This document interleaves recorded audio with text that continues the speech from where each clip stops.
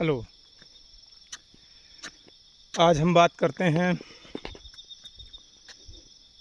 GST reform. Bat के बाद जो जीएसटी आई, और जीएसटी चूँकि इंडिया के साथ साथ कई और कंट्रीज़ में है। इंडिया से पहले भी जीएसटी को लोगों ने आसान तरीके से अपनाया, और इससे पहले वैल्यू एडेड टैक्स था, वैट, और अभी जीएसटी, गुड सप्लाई टैक्स। तो ये एक टैक्स प्रणाली है, और इसमें स्लैब बने हुए थे, 4 स्लैब अमूमन इसमें काम कर रहे थे, जिसमें से एक स्लैब 28% का गवर्नमेंट ने कम किया। गवर्नमेंट कोई भी काम दिखता है पॉलिटिकल फ़ायदे के लिए कर रही है, बट होता ये ग्लोबल मार्केट के अकॉर्डिंग ही है। समय की आवश्यकता है। हमारे वहाँ जो गुड्स या सामान बन रहे हैं, वो सामान आज ग्लोबल वर्ल्ड में सिर्फ ग्लोबल विलेज जो बने हुए हैं, उसमें सिर्फ अपने उपयोग को ध्यान में रख के नहीं बनाए जाते। हम सामान बनाते हैं अपने लिए, उनके लिए, पूरे विश्व में जिनको उसकी ज़रूरत है, और पूरे विश्व से सामान की क्वालिटी देख करके, सामान की उपयोगिता देख करके, और सामान को प्राइस देख करके ऑर्डर आते हैं। प्राइस, जैसा कि आप जानते हैं, किसी भी वस्तु का जो मूल्य है वो उसके डिमांड पर, उसके क्वालिटी पर, उसके ऊपर जो प्रोडक्शन में जो कास्ट आती है रॉ मटेरियल की, या लोकल जो अवेलेबिलिटी है, और सबसे बड़ा फैक्टर आता है लेबर। तो यहाँ पर 8 अरब की जनसंख्या वाले देश में 2 तरह के लोग हैं। कुछ ऐसी कंट्रीज़ हैं जिनमें संसाधन और उनका एरिया बहुत बड़ा है, बट लोग कम हैं। अब जहाँ लोग कम हैं, संसाधन अधिक है, लेकिन लेबर ही नहीं है। और कुछ ऐसे कंट्री हैं जहाँ पर लेबर अधिक है, इंडिया, चाइना। तो ऐसे कंट्री में जब हम कोई गुड्स बनाते हैं तो वो अमूमन सस्ता पड़ता है, क्योंकि संसाधन तो है, संसाधन के ऊपर कोई एक्स्ट्रा खर्च नहीं है। संसाधन अगर आयरन ओर है, रखा है, तो रखा रहेगा, उस पर कोई खर्च नहीं। बट अगर ह्यूमन बीन है, तो ह्यूमन बीन की बेसिक नीड्स हैं, और उसको फुलफिल करने के लिए, उसको अपने सर्वाइव करने के लिए कुछ और चीज़ों को खरीदने की ज़रूरत है, उसके लिए उसको पैसे की ज़रूरत है। तो अगर लोग ज़्यादा हैं, काम कम है, तो लेबर सस्ता, डिमांड एंड सप्लाई। तो इंडिया जैसे देशों में, चाइना जैसे देशों में लोग ज़्यादा हैं, काम कम है, तो ये कम मूल्य पर अपना श्रम बेचते हैं। सीधी सी बात है। अब अमेरिका को लगा नेशन फर्स्ट हम करते हैं। ट्रम्प साहब ने सोचा, वो ऐसी पॉलिसी लेके आ गए। अब जब ट्रम्प साहब इस पॉलिसी को लेकर के आए, ठीक है, नेशन फर्स्ट, वो हर एक चीज़ को मूल्य में निर्धारित करके अपने देश के वेल्थ को बढ़ाना चाहते हैं। अच्छी बात है, कोई भी अपने देश को बढ़ाना चाहेगा। कोई भी नेता है, नेता होता ही है इसीलिए कि अपने देश को, अपने राज्य को, अपने गांव को बढ़ाए। अच्छी बात है। तो उन्होंने क्या किया कि हर एक चीज़ पे टैक्स, मतलब हमको कुछ भी करना है, वेलफेयर का भी काम करना है, तो हम उसकी कोई कीमत लेंगे। ठीक है, लिया उन्होंने। तो उन्होंने इस संदर्भ में ऐसे देशों पर टैक्स या टैरिफ बढ़ाना शुरू कर दिया। ये टैरिफ 2 तरह के होते हैं। टैरिफ होता क्या है, जहाँ तक मैं समझता हूँ, टैरिफ दूसरे जो अपने देश का जो लोकल मार्केट है, जो लोकल मैन्युफैक्चरिंग है, उसको संवर्धित करने के लिए, बचाने के लिए, विकास देने के लिए जो विदेशों में टेक्नोलॉजी के बेस पर या उपलब्धता के बेस पर जो संसाधन उत्पन्न किए जा सकते हैं, उनका मूल्य कम करके दूसरे देशों में बेचा जा सकता है। और जब भी संसाधन बढ़ेंगे, बेचे जाएंगे, एक्सेस होंगे, तो जिस देश में बनता है वहाँ पर रोज़गार जनरेट होगा। तो भारत चाइना जैसे देश मैन्युफैक्चरिंग को ज़्यादा बढ़ा करके यहाँ पर प्राइवेट सेक्टर में ग्रोथ करके रोज़गार डेवलप कर रहे थे। ट्रम्प साहब को ये आइडिया दिखा, उन्होंने सोचा ये रोज़गार तो हमारे वहाँ होना चाहिए, उन्होंने उसको बढ़ावा देना शुरू किया। अब चूँकि अमेरिका एक ग्लोबल विलेज है, वहाँ विश्व के सारे देशों से पढ़े लिखे लोग अच्छे जीवन की आकांक्षा में चले जाते हैं, और निश्चित रूप से बड़े क्षेत्रफल का देश है, उसकी अपेक्षाकृत उसके पास जनसंख्या कम है, तो वहाँ साफ़ सुथरा जलवायु, ज़्यादा पैसा कमाने की उपलब्धता, अवसरों में बहुत और जो नियम बनते हैं वो सबसे पहले कुछ विकास ऐसा है कि जो एलिट क्लब का माइंड है लगभग ब्रेन ड्रेन होकर के अमेरिका चला जाता है। तो वो ब्रेन ड्रेन उसकी अर्थव्यवस्था में अपना पॉजिटिव कंट्रीब्यूशन देता है। तो इस संदर्भ में जब भारत पे टैरिफ बढ़ाया गया, तो इसका सीधा सा मतलब ये था कि भारत भी क्या करता है कि जो बहुत अच्छे क्वालिटी के सामान जो अमेरिका में बनते हैं, अपने देश में जैसे बहुत जो स्पोर्ट्स कार है, स्पोर्ट बाइक है, गारमेंट्स हैं, घड़ियाँ हैं, मोबाइल है, तो लोकल मैन्युफैक्चरिंग को बढ़ावा देने के लिए भारत भी टैरिफ लगाता है। अब आप देखो 25% 50% टैरिफ पे आपको थोड़ा ऑड लग रहा है, बट हमारा देश 200-300% तक भी टैरिफ लगाता है, कम टैरिफ से लेके ज़्यादा टैरिफ तक।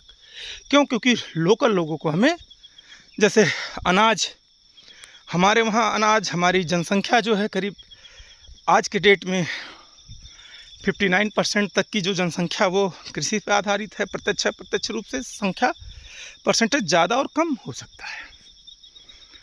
तो हमारे वहाँ जो आय का साधन है, जो हमारे लोग बाग हैं, वो अपने जो भूमि के टुकड़े हैं उन पर अपनी कृषि की निर्भरता करते हैं, उस पर लेबर डिपेंड होती है, जहाँ से रोज़गार होकर के आता है। औद्योगिकरण बढ़ने के कारण अमेरिका में ही फैक्ट्रियों में आता है, और कृषि में मशीनीकरण के कारण, टेक्नोलॉजी इनबिल्ट होने के कारण वहाँ पर लेबर कम लगता है और प्रोडक्शन ज़्यादा होता है। अब उस एक्सेस या सरप्लस प्रोडक्शन को नए मार्केट में बेचने के लिए, चूँकि यहाँ पर जनसंख्या 1.5 अरब, तो ये खाएगी ज़रूर, न्यूट्रिशंस चाहिए। और चूँकि जेनेटिक मॉडिफाई जो फसलें हैं वो अमेरिका जो है पैदा कर रहा है, उसमें तमाम तरह के अनवांटेड केमिकल्स, अनवांटेड जो मतलब जीव बेस्ट हैं उनको डाल करके, जो एक मदर नेचर का जो एक सिस्टम है उसको छोड़ करके, जहां आज लोग ऑर्गेनिक की तरफ भाग रहे हैं, अमेरिका नए नए प्रयोग करके, और जैसे जो बीटी काटन आपने सुना होगा, बीटी बैगन सुना होगा, तो जो बीटी एग्रीकल्चर है उसको इंडिया में सप्लाई करना चाहता है। उसकी पैदावार ज़्यादा है, उसमें रोग नहीं लगे, इसकी वजह से उनका जेनेटिक मॉडिफिकेशन है, जो जिसका अभी तक कोई ठोस प्रमाण जो है मनुष्य पर क्या पड़ेगा, ये थोड़ा सा रिसर्च का विषय है। तो हम उधर नहीं जाते हैं, हम सीधी बात एक लाइन में समझते हैं, उनका प्रोडक्शन ज़्यादा है, उसको वो हमें दम देना चाहते हैं। और हमारा, चूँकि हमारा नेचर, हमारे वहाँ शाकाहारी लोग हैं, चीज़ें सही हैं, तो हम उसको लेना नहीं चाहते। और हम फिलहाल खाद्यान्न के दृष्टिकोण से आत्मनिर्भर हैं। हमने इस बात को कोरोना के दौरान और अभी तक सिद्ध किया कि हम, अच्छा, ये नज़र में भी विश्व को आ गया ना कि यहाँ पर खाद्यान्न की आवश्यकता है, लोग लेंगे। गवर्नमेंट अपने खाद्यान्न कम मूल्य पर या फ्री ऑफ कास्ट दे रही है, 60 करोड़ 70 करोड़ जो भी आंकड़ा है उन लोगों को दे रही है। मतलब उनको ये समझ में आ गया कि इतने लोग बाहर से खाद्यान्न खरीद सकते हैं, या फिर हम इंडियन गवर्नमेंट से कोलैबोरेट करके अपना खाद्यान्न इंडियन गवर्नमेंट को देंगे, पैसा तो इंडियन गवर्नमेंट देगी और वो इन लोगों को डिस्ट्रीब्यूट होगा। ये सीधी सी बात जो मुझे समझ में आती है। अब इस पर एक प्रेशर था कि साहब हम आपसे सामान लेते हैं तो हम तो ले लेते हैं, टैरिफ कम लगाते हैं या नहीं है, लेकिन आप भारत उस सामान को रोकने के लिए उस पर टैरिफ देता है, जिससे टैरिफ क्या है कि वह मूल्य जो है उस वस्तु पे बढ़ जाता है और बढ़ने की वजह से जब वो लोकल मार्केट में आएगी तो लोकल जो हमारा प्रोडक्ट है उससे उसका मूल्य अधिक होने के कारण बाज़ार में मूल्य की प्रतिस्पर्धा होगी और वो सामान, वो जो भी वस्तु है वो हमारे मार्केट में स्वीकार नहीं होगी। हम जनरली अच्छा और सस्ता खोजते हैं और अगर हमारे लोकल मार्केट का कुछ भी अच्छा और सस्ता मिलता है तो हम ले लेते हैं। ये राष्ट्र नीति चाइना और जापान में बहुत ज़्यादा है कि वो बाहर की कोई भी चीज़, चाहे वो अपग्रेड हो चाहे डिग्रेड हो चाहे मूल्य का विषय हो, नहीं लेते, कम लेते हैं। वो चाहते हैं कि वो अपने घरेलू उत्पाद ही खरीदें, भले ही महंगा हो। तो हमारे वहाँ थोड़ा सा शिक्षा और चूँकि गरीबी का एक लंबा दौर हमारे देश ने देखा, तो अगर भोजन उपलब्ध है और सस्ता है तो थोड़ा सा लोग इस पर विचार कम कर पाते हैं कि वो हमारे राष्ट्र का बना हुआ है या राष्ट्र के बाहर का बना हुआ, उसको ले लेते हैं नेचुरली। तो अभी क्या हुआ कि इसकी वजह से हमारे बहुत सारे उत्पाद जो हम लगातार बना रहे थे, हमें ऑर्डर मिला हुआ था, और होता क्या है कि अमेरिका तक किसी भी वस्तु को जहाज़ से, पानी के जहाज़ से भेजने में 1 महीने 2 महीने से ज़्यादा समय लगता है। तो हम इतने दिन पहले तो सारी मैन्युफैक्चरिंग करते रहते हैं, हमारे ऑर्डर आते हैं, हम मैन्युफैक्चरिंग करते हैं, महीनों सालों से हम तैयारी करते हैं, तो प्रोडक्ट्स बने हुए हैं, कंपनियां चल रही हैं, रोज़गार हुए। अब टैरिफ लगाने की वजह से चूँकि अब अमेरिका में उस वस्तु का मूल्य बढ़ जाएगा और वहाँ जो उत्पादित वस्तु है उसका मूल्य यहाँ से मूल्य से कम हो जाएगा, और जब भी कभी मूल्य बढ़ेगा तो जो मार्केट है उस पर सीधा असर होता है कि मूल्य बढ़ने पर जो डिमांड है वो कम हो जाएगी। भाई मूल्य बढ़े, आय बढ़ जाए तब तो डिमांड बैलेंस हो सकती है, बट मूल्य बढ़ गया, आय अभी वही सामान्य बनी हुई है, तो डिमांड जनरली लोग क्या करेंगे, जिनको 2 चाहिए वो 1 में एडजस्ट करना शुरू कर देते हैं। अब देखने में 1 इकाई ये संख्या तो कम लग सकती है, पर जब हम इसको 30 करोड़ लोगों पर डिस्ट्रीब्यूट करेंगे तो ये संख्या बड़ी होती है।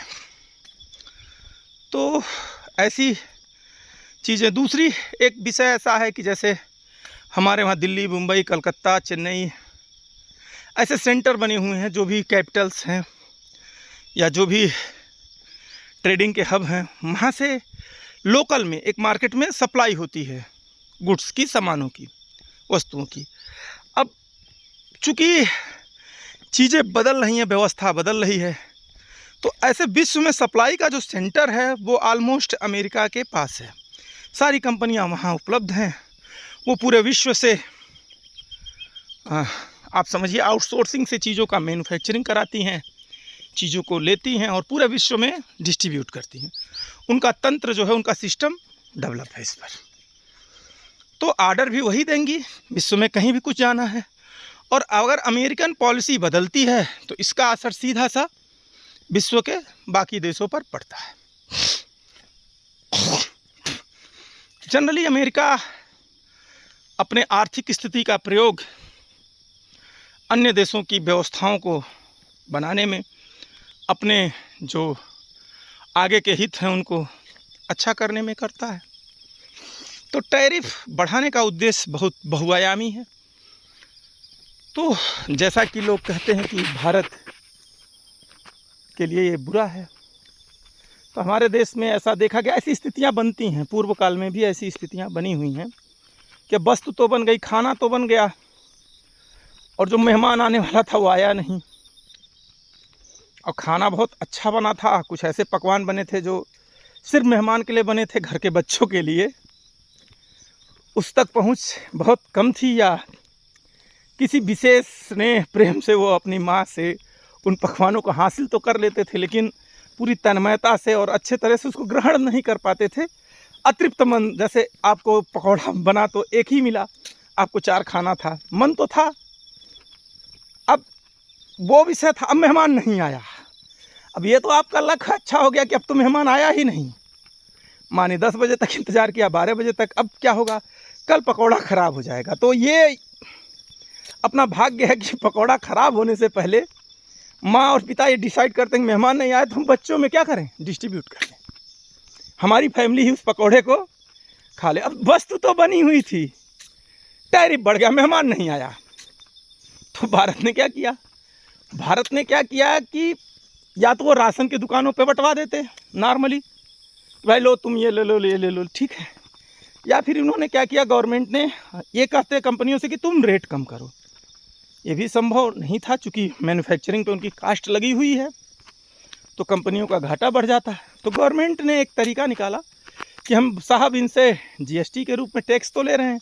अब उस लोग टैक्स का थोड़ा बुराई करते हैं, लेकिन जो ये आप पहाड़ों पे देख रहे हैं, ये सड़कें बनी हुई हैं, ये सड़कें बनी हुई हैं, ये देखिए, इस एलिवेशन पे एक गांव के लिए सड़क भारत सरकार ने बनाई है। तो ये उसी टैक्स के पैसे का नतीजा है।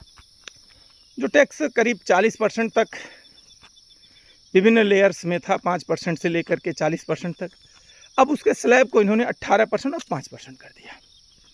यानी सरकार ने अपने संसाधनों से जो है मूल्य कम कर दिया। अब आप साहब बोलेंगे सरकार का तो घाटा हो जाएगा, नहीं। अब जो डिमांड अमेरिका से आ रही थी, अमेरिका जा रही थी, वो डिमांड मास में भारत सरकार के पास आने लगेगी। जो 10 प्रोडक्ट बिकता था और गवर्नमेंट को 10 प्रोडक्ट का जीएसटी 80% के हिसाब से मिल रहा था, वो अगर 18% के मतलब 18% के हिसाब से अगर जीएसटी मिल रहा है और 1000 प्रोडक्ट बन रहा है, बिक रहा है, तो 10 मतलब 10 और 1000 में बहुत डिफरेंस। जैसा कि आपने अभी मारुति की सेल में देखा, पिछले 35 सालों में एक मतलब जीएसटी रिफॉर्म होने के बाद सबसे ज़्यादा उसकी बुकिंग हुई, सबसे ज़्यादा बिक्री हुई। तो साहब अपने वहाँ की कंपनियाँ भी खुश, क्यों कि हम तो 1.5 करोड़ है ना, तो हम मार्केट का जो प्रेशर है, हम एक अच्छे उपभोक्ता भी हैं। दूसरी बात, इसी दौरान एक अच्छी घटना हुई, अमेरिकन फेडरल ने ब्याज दर कम कर दिया। ब्याज दर कम कर दिया तो अब पूरे विश्व में ब्याज दर कम होगी, लोन सस्ता होगा। भारत का भी लोन का भी 2-3 टर्म का जो आरबीआई का गाइडलाइन है, उसमें लोन का जो ईएमआई हो बढ़ाया नहीं गया, तो घटेगा। अगर लोन पे ब्याज घटता है तो पैसा आएगा, लोगों के पास में पैसा आएगा। जब लोगों के पास में पैसा आएगा तो लोगों की क्रय शक्ति बढ़ेगी, और अगर क्रय शक्ति बढ़ती है तो इसका सीधा सा फायदा किसको होगा, भारत के उपभोक्ता को। और गवर्नमेंट को क्या फ़ायदा होगा, जो नंबर ऑफ उपभोक्ता क्रय शक्ति मतलब मूल्य ज़्यादा होने की वजह से किसी वस्तु को नहीं खरीद सकते थे, तो अब नंबर ऑफ उपभोक्ता बढ़ जाएंगे। ये थोड़े समय की बात है। जो अभी लैक होगा, जो गैप एक बनेगा अमेरिका में, कुछ समय तक तो जो वस्तुएं यहाँ से गई हैं उनके भरोसे कुछ उनका काम चलेगा, और इस दौरान हमको साल, 1.5 साल, 6 महीने, 2 साल, 3 साल या 5 साल, 1 डिकेड का एक टाइम मिलेगा कि हम खुद का मैन्युफैक्चरिंग चीज़ें, जैसे आत्मनिर्भर भारत ना, खुद बनाएं और खुद यूज करें। और इसमें क्या होगा कि हम अपनी क्वालिटी, इनोवेशन और सब कुछ बढ़ाएंगे। हम लंबे दौर में, लंबे प्रोसेस 3 महीने 5 महीने तक अमेरिका भेजने में जो टाइम लगता था, वो भी हमारी कंपनियों का बचेगा, और हम आसानी से अपना खुद का बनाया हुआ प्रोडक्ट खुद यूज करके अपने आप को डेवलप करेंगे। तो एक अवसर भारत को देख रहा है। इस दौरान कुछ और भी घटनाएं हुई। H1 वीज़ा में उन्होंने $1 लाख का एक सिस्टम बना दिया कि 80 लाख रुपए दीजिए तब उसको आप प्राप्त करिए।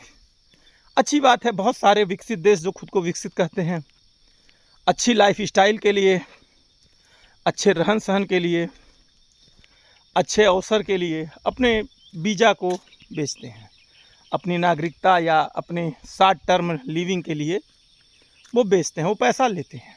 अच्छी बात है, उन्होंने वो चीज़ बरसों की मेहनत के बाद अचीव किया है तो उनको लेना चाहिए। लेकिन जो एक कड़ा एग्ज़ाम क्वालिफाई करके भारत के जो प्रोफेशनल्स थे, जो पेशेवर लोग थे, आईआईटी आईआईएम जो हमारा पैदा करता था, एम्स पैदा करता था, वो अमेरिका एक अच्छे सपने के लिए जाते तो थे अमेरिका। हमारे भी कुछ जानने वाले अमेरिका, जर्मनी ऐसे देशों में गए हैं, यूरोप के देशों में, लेकिन उनका मन भारत में ही रह जाता था। सोचते थे काश ऐसी व्यवस्था भारत में कुछ होती। तो निश्चित रूप से अब एक ऐसा समय हमारा इंतज़ार कर रहा है कि भारत में ऐसी व्यवस्था बन रही है।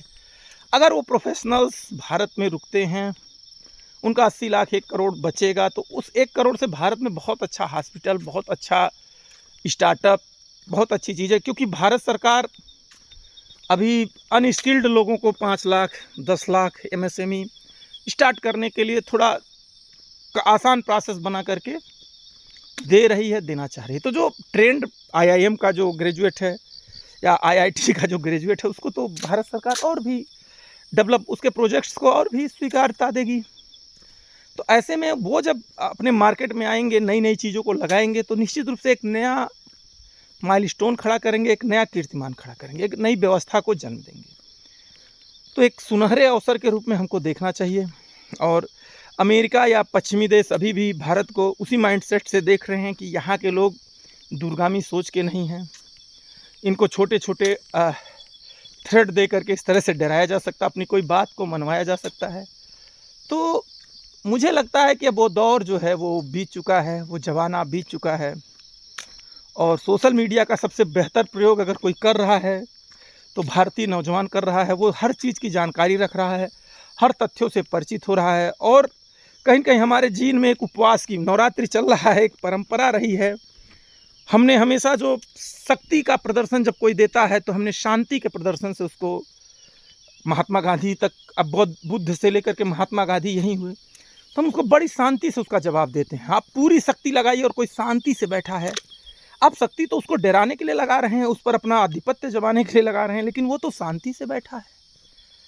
तो ये बात पश्चिमी वर्ल्ड को अभी समझ में नहीं आती। कभी कभी वो समझता तो भारत जैसा देश स्वतंत्र होता है, स्वतंत्रता का उत्सव मनाता है। तो ये समय हमारे स्वतंत्रता के उत्सव को है, हमारी निर्भरता जो अमेरिका वगैरह पे थी उसको कम करने की है, अपने संसाधनों को पहचानने की है, अपनी क्षमता को डेवलप करने की है। और देखिए, राजनीतिक रूप से आलोचना समालोचना होनी चाहिए। हमारे समाज में इन चीज़ों की स्वीकार्यता है।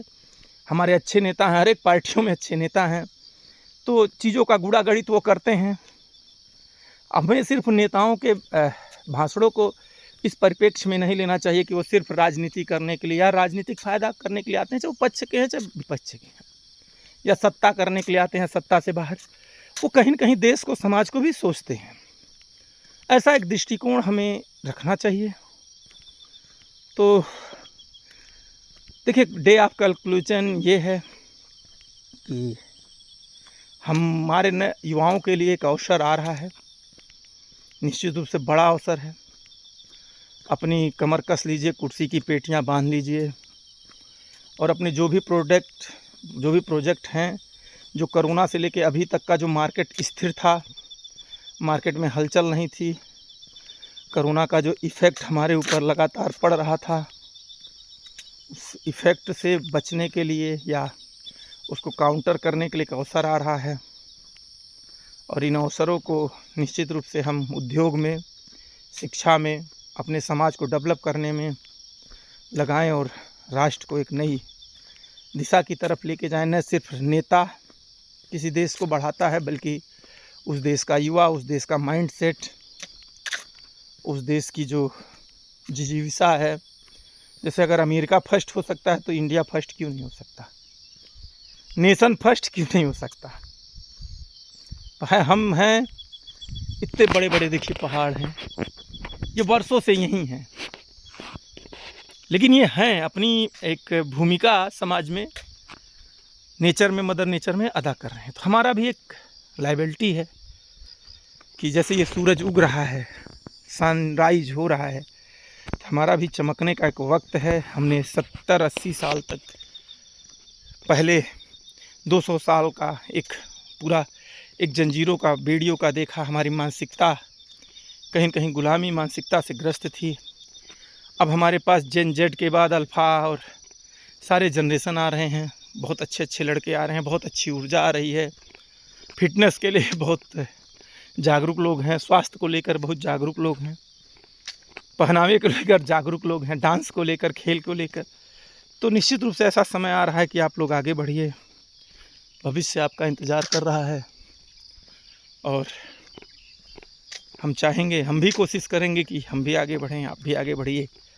और मार्केट में देखिए पैसा, चूँकि वस्तुएं सस्ती होंगी तो लोगों के हाथ में पैसा बचेगा, लोन सस्ता होगा तो लोगों के हाथ में पैसा, तरलता जाएगी, और तरलता जाएगी तो मार्केट बूम करेगा, चीज़ें बढ़ेंगी। तो स्वीकार करिए और चीज़ों की प्लानिंग करिए और आगे बढ़ने का पूरा उपक्रम बनाइए। ढेर सारी शुभकामनाओं के साथ, जय हिंद, जय भारत।